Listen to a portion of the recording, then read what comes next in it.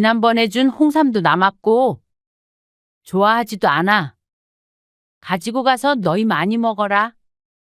그리고 이제 명절이고 뭐고 가족 행사 같은 건 다 없애자. 엄마, 어버이날도 올 것 없고 생일도 서로 챙기지 말자. 왜 그래? 그럼 가족끼리 언제 모여? 모이긴 뭘 모여. 이제는 그런 거 하지 말자. 너희들도 힘들게 찾아올 것 없고 돈 아깝게 그런 거 사오지 않아도 돼서 좋잖냐? 난 그런 게 아니고. 이제는 너희 찾아와도 반갑지 않을 것 같으니까 괜히 오지 마. 오늘 이야기 속 주인공은 65세 성명희 씨입니다. 그리고 그녀의 아들, 딸에 관한 이야기입니다. 성 씨와 남편은 자식에겐 무엇을 주어도 아깝지 않았습니다. 경제적인 지원을 해주든 손주들을 봐주든 어떤 형태로든 자식들을 돕는 건 당연하다고 생각했습니다. 그런데 자식들은 부모에게 쓰는 단돈 몇만 원도 아까워서 발을 동동 굴렀습니다. 명절에 와서 손 하나 까딱 안 하고 푸짐한 밥만 얻어먹고 가면서 인사치레로 주는 명절 선물조차 아까워했습니다. 용돈까진 바라지도 않았습니다. 그리고 받은 것보다도 더 돌려주는 성씨 부부였지만 자식들은 그런 생각까지는 하지도 않는 듯 했습니다. 명절 음식 준비하느라 성씨가 얼마나 썼는지는 전혀 관심도 없는 아들, 딸이 매년 똑같은 것으로 준비하는 명절 선물이 비싸다고 투덜대는 것을 보니 성씨도 정이 뚝 떨어지는 기분이었습니다. 명절은 부모에게도 쉽지 않았습니다. 자식들이 왔다 가면 연례 행사처럼 앓고 나는데 자식들한테 불평을 들어가며 이렇게 모여야 하는지도 이제는 의문이었습니다. 성 씨는 자식이 둘이었습니다. 아들 하나, 딸 하나. 둘 모두 결혼했고 손주도 셋이나 생겼습니다. 아들과 딸이 결혼할 때 성 씨 부부는 모아뒀던 자금을 털어 전셋집을 구하는데 보태주었습니다.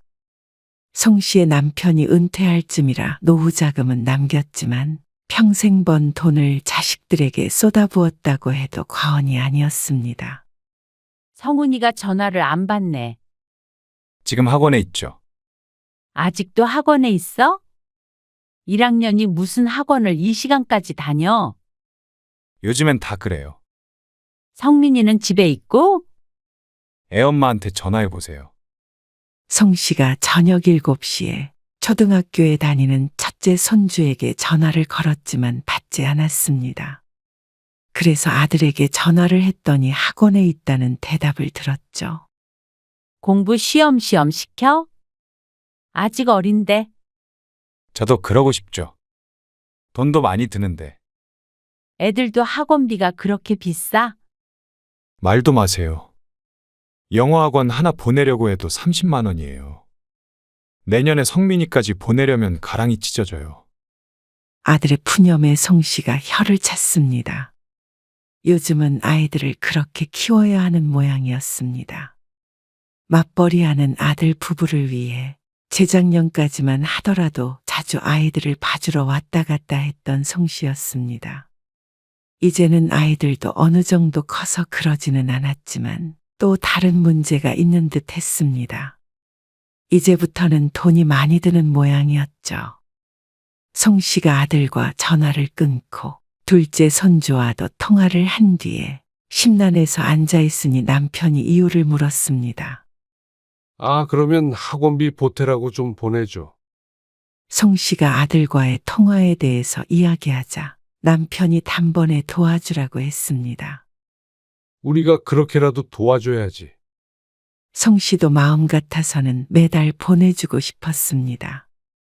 하지만 성 씨 부부도 돈이 넘쳐나는 것이 아니기에 그럴 수는 없었죠. 무진아, 통장으로 100만 원 붙였다. 애들 학원비에도 보태고. 너희도 맛있는 거 사 먹고 그래. 아, 정말요? 안 그러셔도 되는데. 받아도. 앞으로 돈 들어갈 일도 많을 텐데. 그리고 조금 있으면 성민이 생일이잖냐? 그거 미리 줬다고 생각해. 아들은 크게 기뻐했습니다.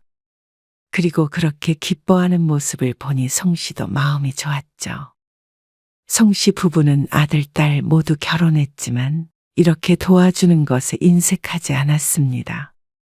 아들, 딸의 결혼 기념일이나 생일 등도 잘 챙기는 편이었고 용돈은 잊지 않았습니다. 그리고 이렇게 특별한 날이 아니더라도 종종 도움을 주곤 했죠. 한창 일할 때처럼 돈이 매달 많이 들어오는 것이 아니기 때문에 이제 나가는 돈들은 송씨 부부의 노후 자금이라고 봐도 무관했습니다. 하지만 자식들이 덜 힘들다면 송씨 부부도 기뻤습니다. 어머님, 이번 설에 어머님 댁에 이틀 더 있다가 오려고요. 3일이나 있다가 간다고? 네. 이번 명절이 길잖아요. 너도 친정에 가봐야지. 이번에 동생네 식구들이랑 여행 가신대요. 같이 안 가봐도 돼? 아니요. 힘들어서 그냥 쉬고 싶어요. 남들이 들으면 이상한 며느리가 다 있다고 생각할 듯 했습니다. 다들 자기 부모님과 여행 가기를 원하지 시집에 와서 쉬겠다는 생각은 안 할 테니 말이죠. 하지만 이렇게 며느리가 명절에 편하게 찾아오는데도 이유가 있었습니다. 차례를 지내기는 해도 자식들 고생을 안 시키니 그랬죠. 그래. 그렇게 해. 송씨는 흔쾌히 그러라고 고개를 끄덕였습니다. 그러고 나서 전화를 끊었는데 며느리에게는 환영하며 말했지만 송씨도 부담이 되지 않는 것은 아니었습니다. 자식들이 하루 왔다 가는 것도 이제는 힘에 부쳤기 때문이었죠. 아들네 하루, 딸네 하루. 이렇게 이틀 동안도 힘든데 여기에 아들 내외가 더 머물다 가면 차려야 하는 밥도 몇 끼인지 몰랐습니다. 손주들까지 있어서 북적북적한 것은 좋지만 누군가는 뒤치다꺼리를 해야 했습니다. 나이 들수록 집에서 누군가 대접을 해야 한다는 건 힘든 일이었습니다. 밥 하는 게 힘들면 몇 끼는 나가서 사 먹으면 되지. 그래도 3일 동안 계속 사 먹을 순 없잖아. 어쩌겠어. 그래도 복 받은 줄 알자. 남들은 자식들이 오기 싫어서 난리라잖아. 남편의 말엔 어느 정도 공감을 했습니다. 자식들도 집이 불편하지 않으니 찾아오는 것이겠지 생각하면 뿌듯함도 있었습니다. 송씨가 젊었을 적의 명절을 떠올리면 지금도 고개가 절레절레 흔들렸습니다.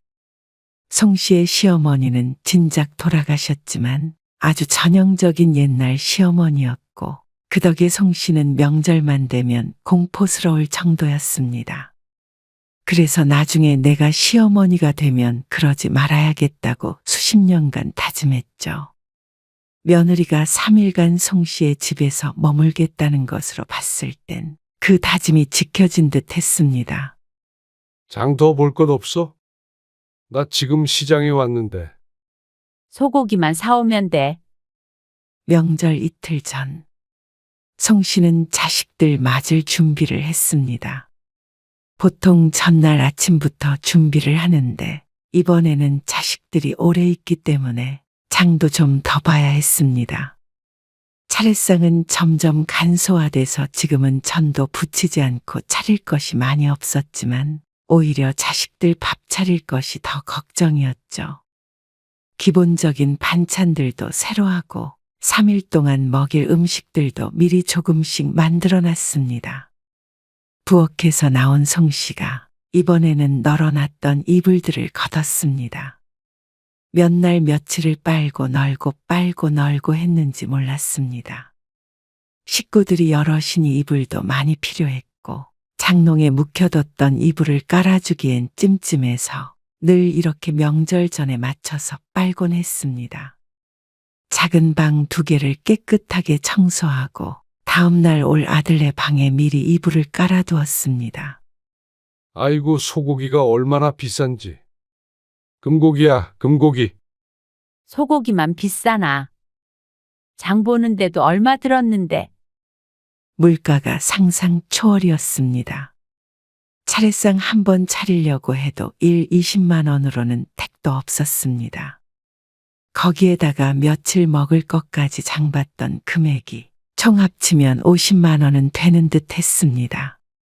돈 없는 사람은 명절에 자식도 못 부르겠어. 그러게나 말이야. 딸기가 한 팩에 2만 원이나 하더라고. 시장에 다녀온 남편이 건네는 비닐을 받아드니 소고기와 딸기가 들어 있었습니다. 근데 그렇게 비싼 딸기를 사왔어? 아, 그래도 애들이 딸기 좋아하잖아. 그리고 명절 전날이 되었을 때 아들네 부부가 먼저 도착했습니다. 오느라 고생했다. 차 타고 40분 정도 거리였지만 명절이라 좀 더 걸려서 도착한 아들네. 들어오자마자 송 씨에게 무언가를 건넸습니다. 명절 선물이에요. 받지 않아도 무엇인지 알 수 있었습니다. 지난해에도 받았던 홍삼 세트였죠. 아이고, 이런 거 안 가져와도 된다니까? 그래도 명절인데요. 그거 좋은 거예요. 잘 먹을게. 어서 앉아서 저녁 먹어. 시간 맞춰서 푸짐한 밥상을 차려놓았습니다. 우리 손주들 좋아하는 반찬도 많아. 잡채도 있고. 잘 먹겠습니다. 그리고 식사를 마치고 치우는 것도 송씨 부부의 몫이었습니다. 아이고, 허리야. 당신도 가서 좀 앉아 있어. 혼자서 이걸 어떻게 해? 무진이라도 와서 도우라고 할까? 아, 됐어. 쉬러 온 애들을 뭐하러 일을 시켜. 남편은 묵묵히 설거지를 했습니다. 대신에 다음 명절부턴 차례는 지내지 말자고. 몇 해 전부터 차례를 지내지 말라는 말이 나왔었는데 남편도 곧 칠순이니 버거운 모양이었습니다. 그리고 다음 날 아침에 떡국도 먹고 점심때가 되니 딸네 가족이 도착했습니다. 엄마, 이거 선물. 홍삼이야? 딸이 들고 온 선물도 아들과 완전히 같은 것이었습니다. 그냥 와도 되는데. 오랜만에 다 같이 북적거리며 모인 듯 했습니다. 그 모습을 남편은 무척 흐뭇하게 바라보고 있었습니다. 어린 막내 손주까지 다 같이 있으니 집이 시끌시끌했습니다. 자, 세배할게요. 송씨 부부가 앉아있고 자식들과 손주들이 돌아가며 세배를 했습니다. 송씨의 가방에서 여러 개의 봉투가 나왔습니다. 자, 이건 너희들 거? 손주들뿐만이 아니라 다 큰 자식들에게도 세뱃돈을 주었습니다.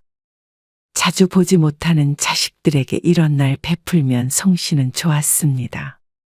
세뱃돈으로 나간 돈까지 합치면 명절에 100만 원은 우습게 쓰게 되었습니다.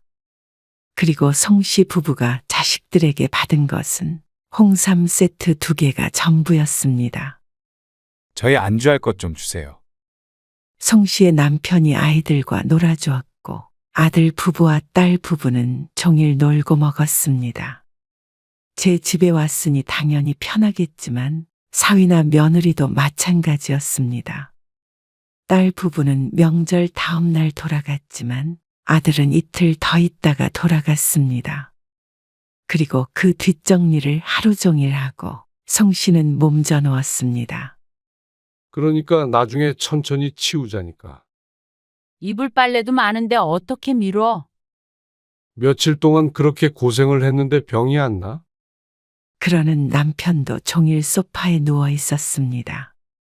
이런 게 황혼 명절 증후군인가 싶었습니다. 젊어서서야 명절 뒤에 늘상 있던 일이었지만 어떻게 나이 들어서까지 변하질 않나 싶었습니다. 다만 이제는 부모를 위해 가사노동을 하는 것이 아니라 자식들을 위해서 하는 것이었죠. 아들, 딸들이 떠난 후 대청소를 하고 이불 빨래를 하고 주방까지 원상복구를 하니 알아눕지 않고는 못 베겼습니다. 그런데도 손씨도 남편도 자식들이 오는 건 반가웠습니다. 힘든 것과는 별개로 사랑하는 내 자식을 보는 게 싫을 리는 없었습니다. 그렇게 송 씨와 남편은 자식에게 주는 사랑이 익숙했습니다. 하지만 그 반대는 참 힘든 일 같았습니다. 나 칠순 때는 너무 거창하게 하지는 말자고. 왜? 부를 사람 많잖아. 당신도 칠순 얼마나 많이 다녔어? 그래도 번잡해서 싫으니까. 너무 요란스럽게는 하지 말아야지. 다가오는 남편의 칠순. 환갑은 그냥 넘겼으니 칠순은 작게나마 잔치를 할 생각이었습니다. 남편의 말처럼 너무 요란하지는 않아도 친인척과 친한 친구들 정도는 올 수 있게끔 하려고 했죠.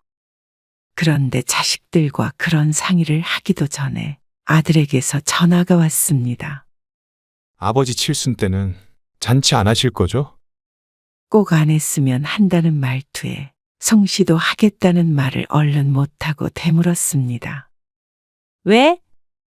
아, 요즘엔 잔치 잘 안 하잖아요. 그래서 이번에도 대충 식사 함께 하는 게 어떤가 해서요. 아, 그래? 그래도 아버지는 좀 기대하실 텐데. 대충이라는 단어가 귓가에 박혔습니다. 식사를 하더라도 칠순에 대충하자는 말은 좀 듣기가 거북했죠. 하지만 그런 송 씨의 속도 모르고 아들은 무심하게 대꾸했습니다. 에이, 요즘에는 칠순도 잘 안 하던데요. 지난번 환갑 때도 아들의 말을 듣고 넘어갔던 것인데 칠순마저도 그렇게 넘어갈 모양인 듯 했습니다. 그럼 여행을 많이 가나? 여행이요? 시간 내기가 좀 부담 안 되게 지난번처럼 식사 한 끼만 해요. 경기도 어려운데 아버지한테는 제가 말씀드릴게요. 송 씨의 칠수는 아니지만 아들의 말에 무척 서운했습니다. 환갑은 그렇다 치더라도 칠수는 좀 더 의미가 있다고 생각했습니다.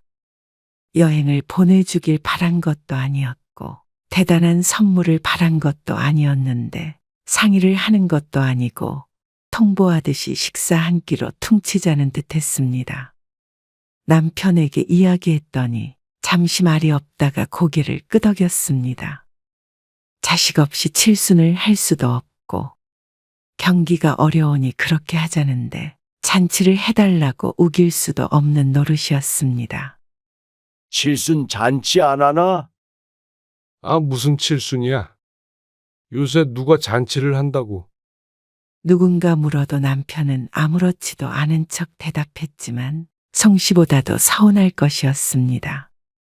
하지만 자식이 부담된다는데 그런 속을 티낼 사람은 아니었죠. 성씨와 남편은 자식들과 손주들 생일도 그냥 넘어가는 법이 없었습니다. 그렇다고 그런 걸 자식들이 알아줘서 자신들의 생일도 잘 챙겨주길 바란 것은 아니었습니다. 다만 조금은 특별한 날이니 그만큼은 부모인 성씨 부부를 생각해 주길 바란 것은 사실이었죠. 그런데 몇 달 뒤 남편의 칠순 바로 전날이었습니다. 예약했던 식당이요. 그거 취소 좀 해야겠는데요. 왜? 무슨 일 있어? 일이 생겼는데요. 차라리 주말에 저희가 집으로 갈게요. 뭐, 갑자기 그러면 어떡해? 죄송해요. 지영이한테 연락해봤더니 지영이도 그러면 주말에 온다던데요. 그러면 칠수는 그냥 지나가는 거야? 그건 아니고 뭐 주말에 가면 되죠. 미리 오는 것도 아니고 생일이 지난 다음에 오겠다는 아들과 딸. 그렇게 남편의 칠수는 밍밍하게 지나갔습니다. 성씨와 둘이 함께 가까운 곳으로 나들이를 나갔다 온 것이 전부였습니다. 다른 평범한 날보다도 더 평범한 날이었습니다. 자식들에게 바라는 게 없다고 스스로에게 말은 했지만 그래도 사람인 이상 섭섭한 마음이 드는 건 어쩔 수 없는 듯했습니다. 바쁘다는데 어쩌겠어. 남편도 씁쓸하게 중얼거렸습니다. 송 씨도 바쁘다는데 어쩔 수 없다고는 생각했습니다. 분명 아침에 자식들에게 칠순을 축하한다는 전화는 받았습니다. 하지만 마음은 헛헛했죠. 그리고 주말에 찾아온 아들, 딸과는 예약했던 식당에서 만났습니다. 칠순 축하드려요. 그래. 고맙다. 일 때문에 미뤄서 죄송해요. 아니다. 괜찮아. 그래도 가족끼리 모이니 분위기는 화기애애했습니다. 성 씨도 남편도 서운했던 감정은 내려두었습니다. 그런데 아들이 은근한 목소리로 말했습니다. 이번에 성민이 학교 가잖아요. 그래? 이제 초등학생 되지? 학원도 늘려야 되고 그래서. 요즘 걱정이 이만저만이 아니네요. 갑작스럽게 신세한탄을 하는 아들. 이래서 내가 둘째를 못 가져. 옆에 선 딸이 맞장구를 쳤습니다. 입학하는데 할머니, 할아버지는 선물 없어요? 농담처럼 말하는 아들을 송 씨가 돌아보았습니다. 아무 말 안 차 지그시 쳐다보는 것이 그냥 농담이 아닌 대답을 바라는 듯한 모습이었습니다. 입학하면 가방 사줄게. 그러자 실망한 눈치였습니다. 대놓고 달라고는 못하는 듯 하지만 학원비 이야기도 꺼낸 것을 보면 지난번처럼 경제적인 도움을 바라는 듯 했습니다. 하지만 그런 얘기를 꼭 남편의 칠순 때문에 모인 자리에서 해야 했나 싶었습니다. 그러는 아들, 딸은 생일은 축하한다면서 이렇다 할 선물은 꺼내놓지도 않았습니다. 작은 것이라도 주고받는 게 없었습니다. 식사를 마치고 일어나자 아들과 딸이 서로 절반씩 음식값을 계산한 것이 전부였습니다. 아마도 그게 끝인 것 같았죠. 그전 같았으면 그러려니 했겠지만 한번 서운하다고 생각하니 하나하나 다 섭섭했습니다. 입학 선물은 달라는 놈이 칠순 선물은 거론조차 하지 않으니 말이죠. 거기에 더해 딸은 또 엉뚱한 소리를 했습니다.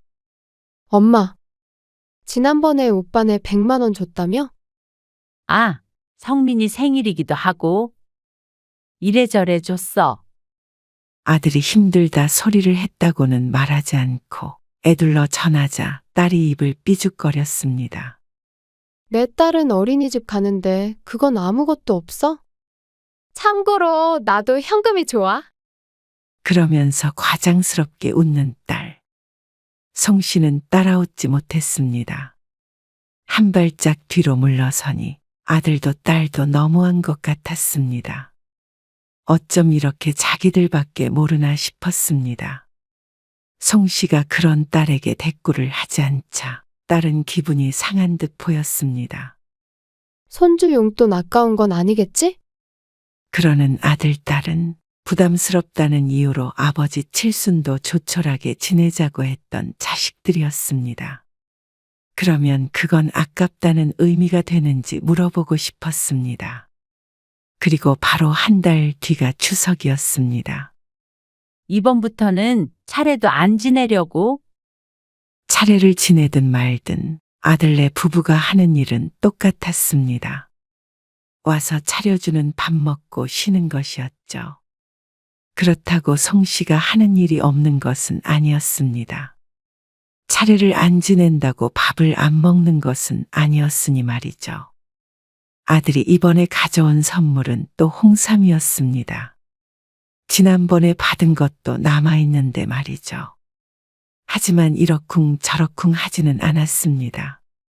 그래도 신경 써서 사온 것일 테니 말이죠. 그런데 아들이 밥 먹다가 말고 냉장고 위에 올려져 있던 홍삼 세트를 가리키며 말했습니다. 저거 혹시 지난번에 드린 거예요? 아, 맞아. 왜 여태 안 드셨어요? 아, 먹긴 먹지. 근데 지영이네도 같은 거 사왔잖아. 그래서 아직 다 못 먹었어. 그래도 매일 드시면 다 드시죠. 비싼 걸 안 먹고 두면 어떡해요? 아들이 짜증을 냈습니다. 물론 매일 챙겨 먹지는 못했습니다. 그러니 몇 달이 지난 지금까지도 남아 있었습니다. 부지런히 먹을게.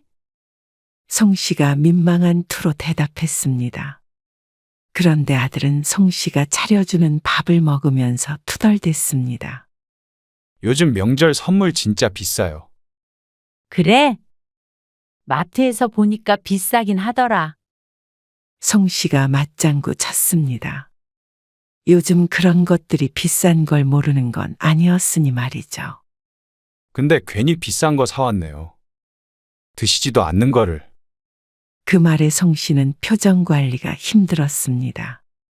몸에 좋은 걸 잘 챙겨 먹지 않는 송 씨 부부의 건강을 걱정하는 게 아닌 괜히 비싼 것을 사다 줬다며 후회하는 표정이었습니다. 그런데 그 불평이 다음날 아침까지 이어지자 송 씨도 화를 참지 못했습니다. 다음엔 그냥 김 세트 같은 거 사올게요. 뭐? 비싼 거를 뭐하러 쟁여놔요. 아니, 너희가 똑같은 걸 사와서 남은 거라니까? 송 씨도 언성이 높아졌습니다. 자꾸 돈돈거리고 비싼 게 어쩌고 저쩌고 하는데 아들네 가족이 어제 저녁부터 아침까지 먹은 것을 차리느라 든 돈이 아마 홍삼값보다 훨씬 많을 것 같았습니다. 그 홍삼이 10만 원이 넘는다고 쳐도 말이죠. 소갈비찜에 잡채에 불고기에 10만 원 가지고는 택도 없었습니다. 그런 건 공짜라고 생각하면서 홍삼 선물 하나에 이렇게까지 생색을 내는 건가 싶었습니다. 그래. 사오지 말아라. 그 좋은 거 사서 너희 부지런히 먹어. 그럼 됐냐? 아니, 무슨 말을 그렇게 하세요. 우리한테 주는 홍삼이 너무 아까운 것 같으니까 하는 소리야. 비싼 돈 들여서 사온 거니까 그렇죠. 그러면 너도 이제 밥 안 차려주면 되는 거지? 돈 들여서 장봐와서 애써 차려줬더니 남겼잖냐? 그러자 아들이 황당해했습니다. 그거랑 같아요. 돈도 아까운데 명절이라고 이제 올 것도 없겠다. 나도 돈 들고 너도 돈 드는데 뭐하러 와? 이제 차례도 안 지내고 이제 너희들 밥 해주고 청소해주는 것도 안 할래. 그러자 아들이 입을 다물었습니다. 자기도 기분이 상했는지 일어나서 가족들을 챙겨나갔죠. 자신이 너무 감정적으로 했나 싶었습니다. 그런데 남편은 오히려 잘했다고 말했습니다. 명절마다 엄마 고생하는 것도 모르는 놈이야. 지 호주머니에서 나가는 돈만 아까운 놈. 다음부터 오지 말라 그래. 송 씨와 남편은 아들이 있다간 흔적들을 치웠습니다. 그런데 곧 딸내 가족도 도착할 텐데 도저히 기쁘게 맞을 기분이 아니었습니다. 나가서 바람이라도 좀 쐬고 올까? 그러자 송 씨와 남편이 집 밖으로 나가 두런두런 이야기를 나눴습니다. 주로 자식들에 관한 내용이었습니다. 어쩌면 자신들이 자식을 잘못 키운 것 같다며 자책했습니다.